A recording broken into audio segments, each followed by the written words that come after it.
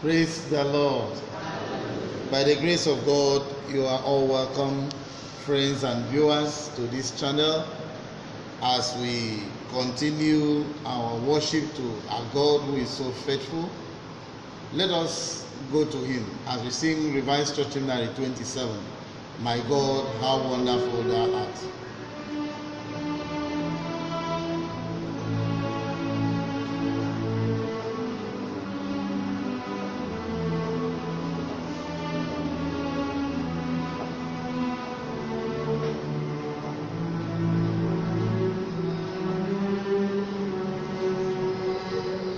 My God, how wonderful thou art, thy majesty, how bright,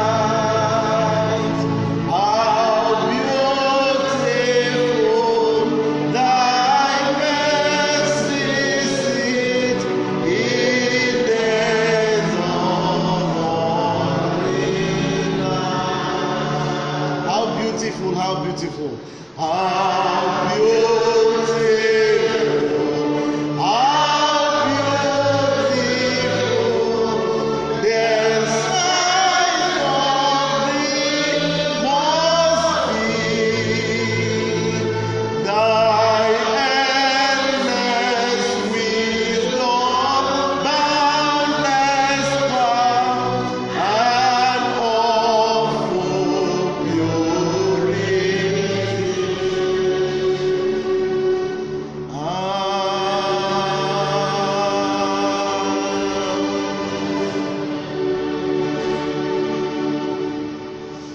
How excellent is your name in all the earth.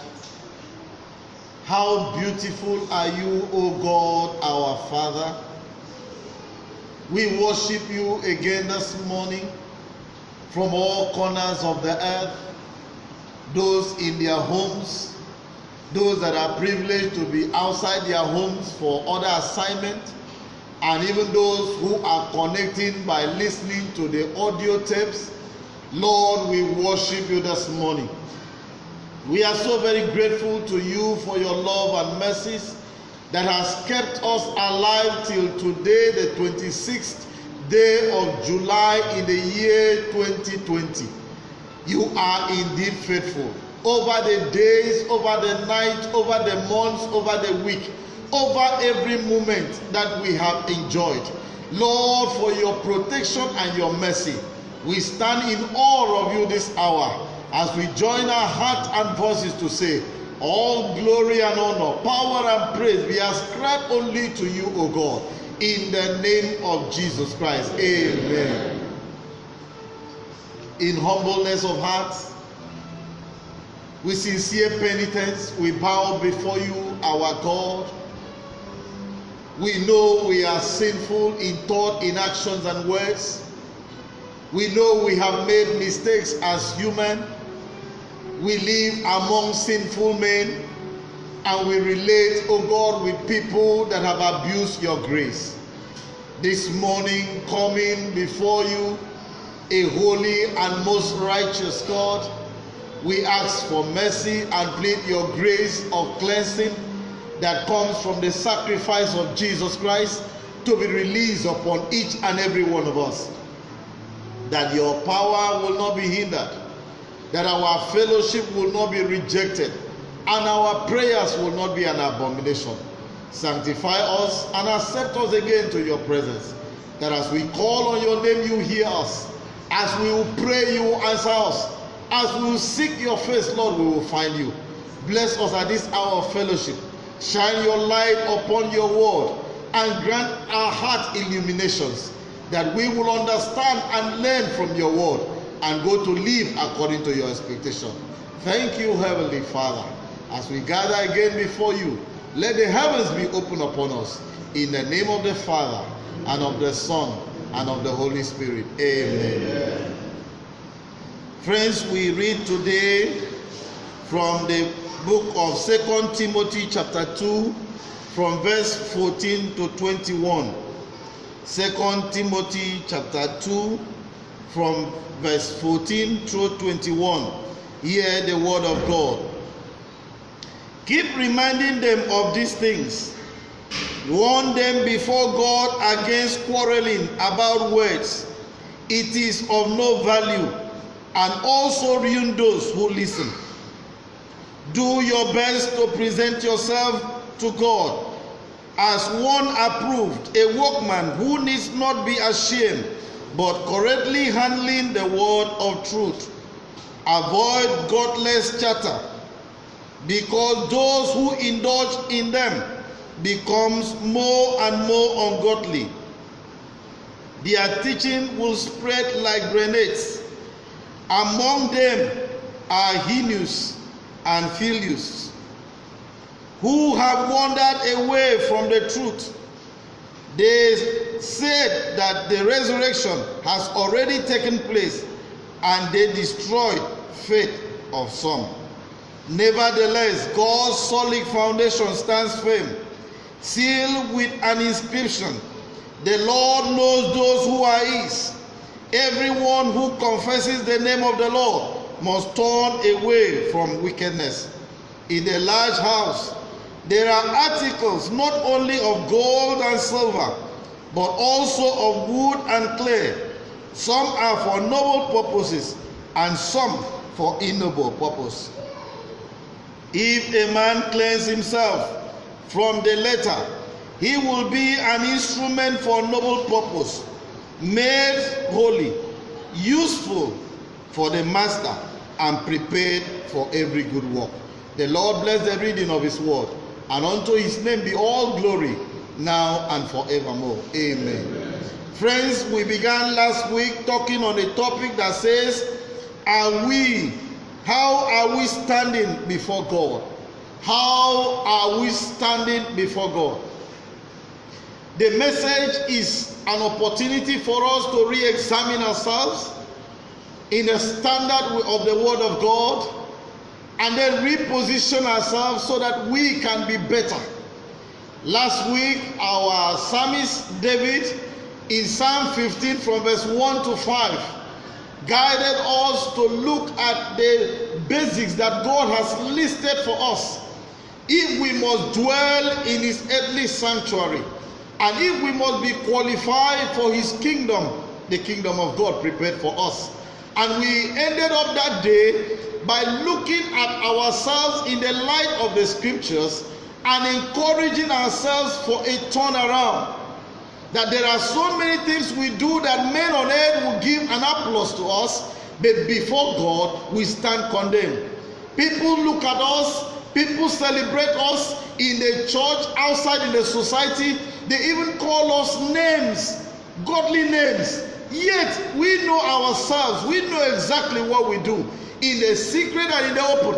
And we need to truly turn around if we must be relevant in God's kingdom. So today, as we continue in the second part of this sermon, how are we standing before God? We want to look at Paul's instruction to the church that was under Timothy, as found in the text we just read. Now, one thing we need to note in this word is that the writer gave us an opportunity again to re-examine ourselves. He calls us to look at ourselves and then be ready to be what God wants us to be. He gave us an instance of things that God does not want us to do, and he also told us of what God desires of us. Now let's begin from verse 19 of that passage. Nevertheless, God's solid foundation stands firm, sealed with this inscription: the Lord knows those who are his, and everyone that confesses the name of the Lord must turn away from wickedness. Let's take this song. I know my God, I know my God, I know my God knows me. I know my God, I know my God, I know my God, and my God knows one thing we need to note this morning is that we know God to be a holy God. We know God to be a faithful God. We know God to be somebody we can depend on every day, every night. We tell the story about God, how God is holy, how God is blameless. And God also knows us. But what does God know about me? What does God know about you? Now this passage is saying that this inscription is already there. It is not written today. It is not something we can play around with. God knows those who are His. So dear friends, how are we standing before God? Who are we before Him? It is possible that we pretend and we think that it is okay. Before God, there is no secret. Before God, there is no cover up. Before God, there is no way we can cover up. There's no way we can dodge it. He knows us. He knows the thought of our heart. He knows the things we say. He knows the things we do in the secret and in the open. He's all seeing. He knows us. Even the motives of our heart, the Lord knows. So when the writer is saying it is sealed with an inscription, the Lord knows those who are His. It means that God can easily distinguish and separate amongst us those people that are His. It doesn't matter your position in church. It doesn't matter how long you've been in church. It doesn't matter if you were born in the church. It doesn't matter if the church is named after you. If you have not known God, if you have not turned your life to God, you are in trouble. This inscription is saying, everyone that calls the name of the Lord must turn away from wickedness. Every Christian, every child of God, every pastor, every member, we must turn away if truly we are confessing the name of the Lord. It gives us an opportunity to look at ourselves again. Are we confessing the names and then continue in sin willingly? Are we telling the world that God is a holy God and then we dwell in unholiness? If we call on the name of the Lord, we must depart from iniquity. That's what the Bible is telling us. Now, to be able to understand this, Paul, writing to Timothy in verse 14 says, keep reminding them of these things. Last week we mentioned those things, some of them. And Paul is saying today we need to keep reminding ourselves of these things, because these things are going to be the basis for God's judgment. We will not stand that day and claim ignorance. No, it will not be accepted. We will not stand that day and say, I thought God will understand. God does not understand anything. His standard of judgment is sure that those who call upon the name of the Lord must depart from wickedness. What is wickedness? Sin, iniquity.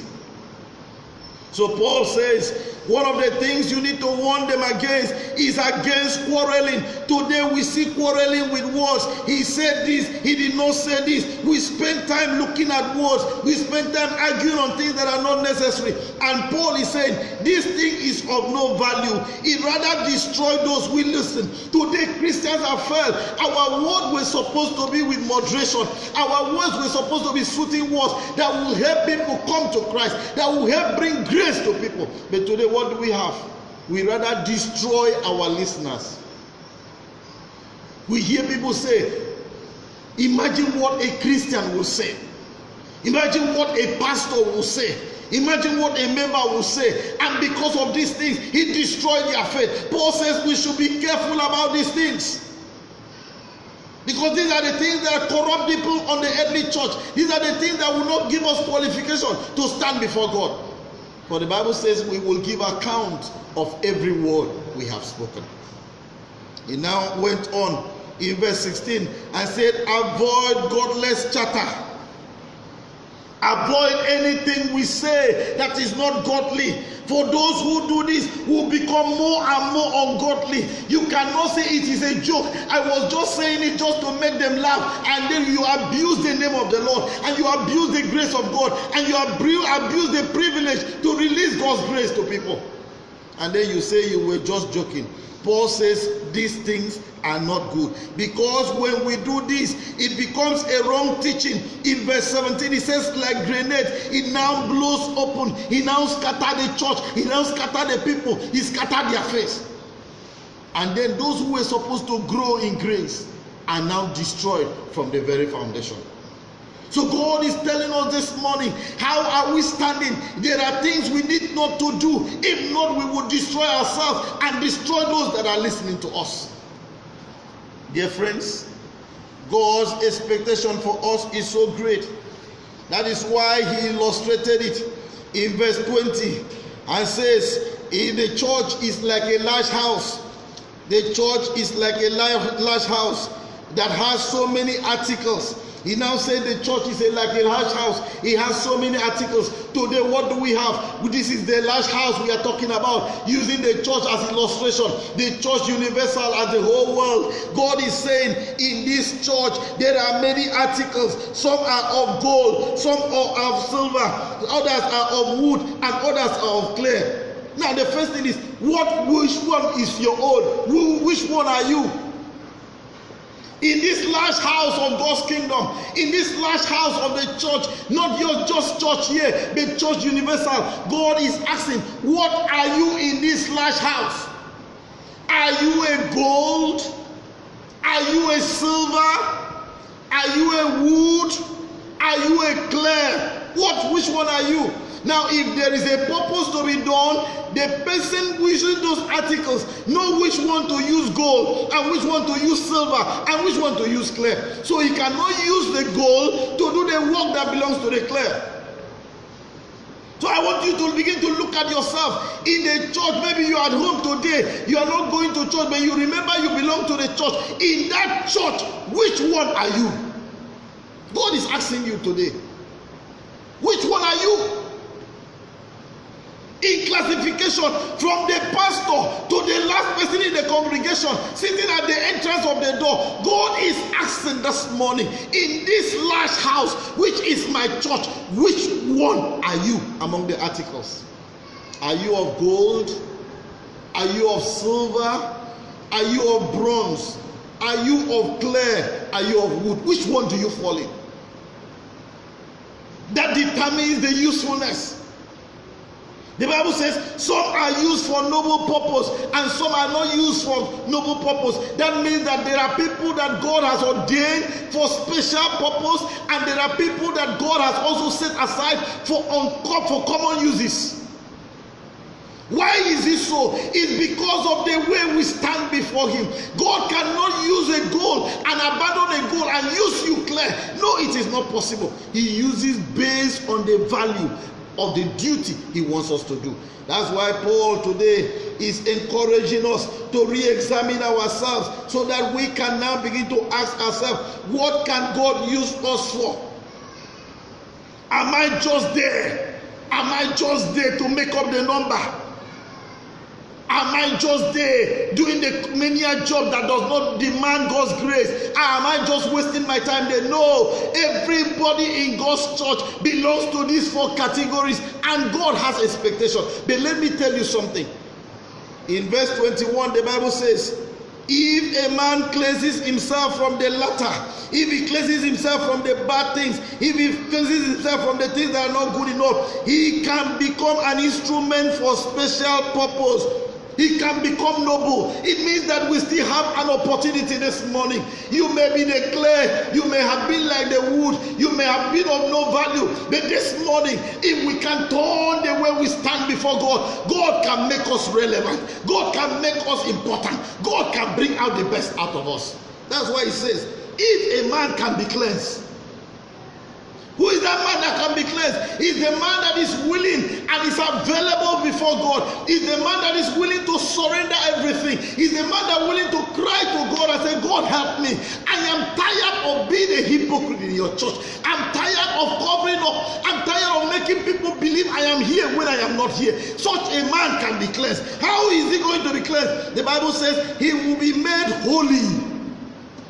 Nobody can make us holy. It is only God that can make us holy.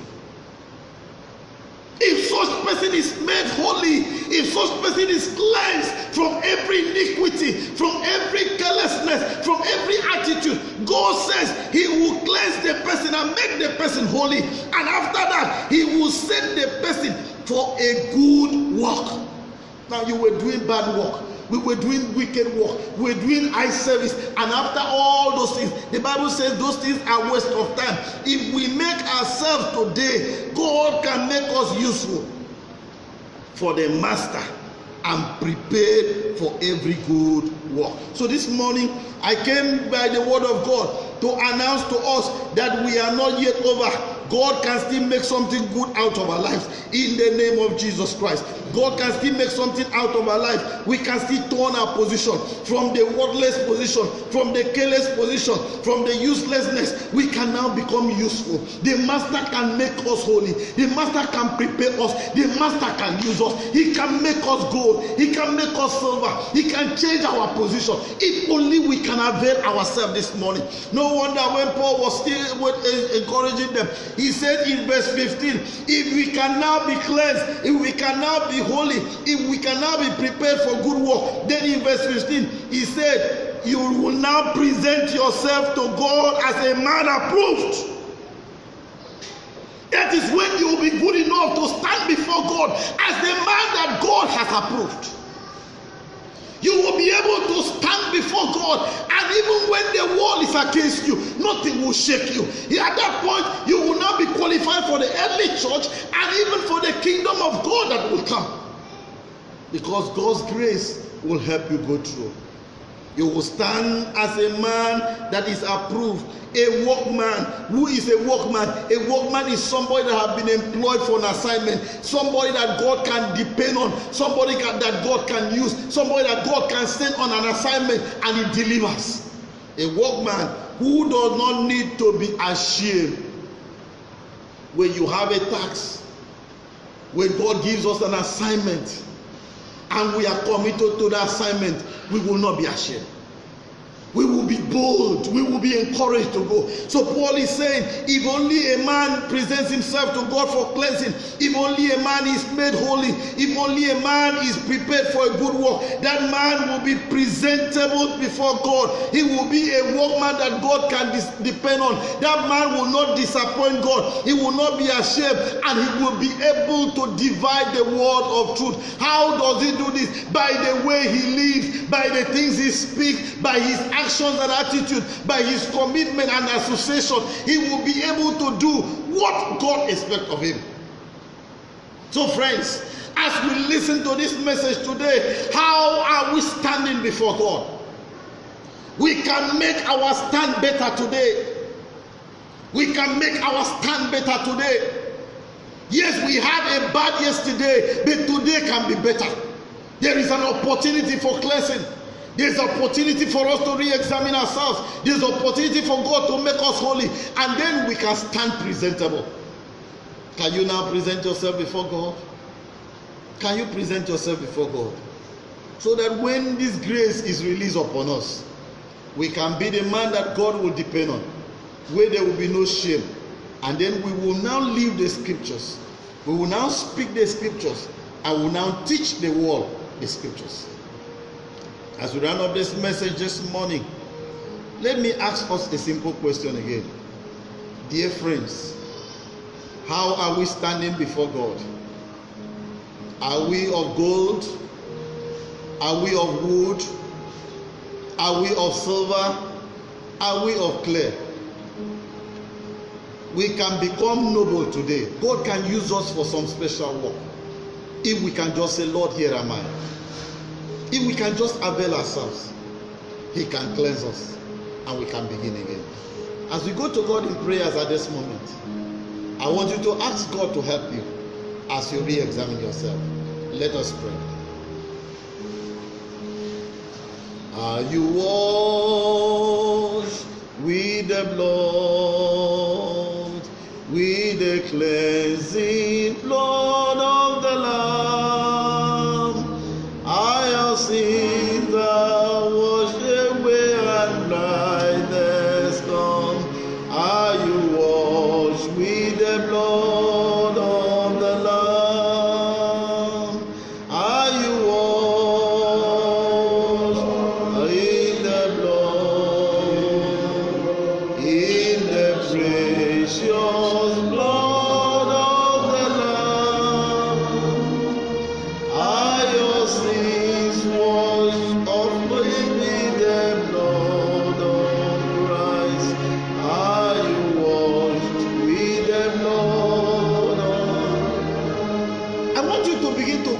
God to help you.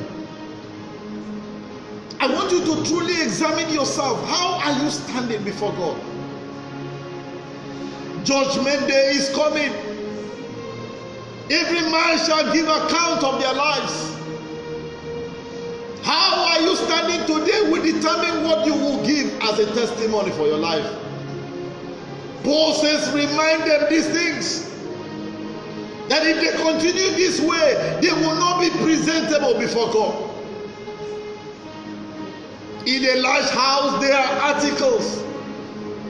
May God's foundation stand sure that God knows those who are his.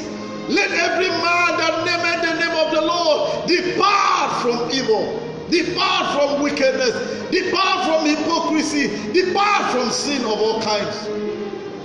Ask the Lord to help you this morning, that you want to change your position and be different. Father, I thank you for your word. I thank you for everyone that has heard your word and will be privileged to listen to your word after now.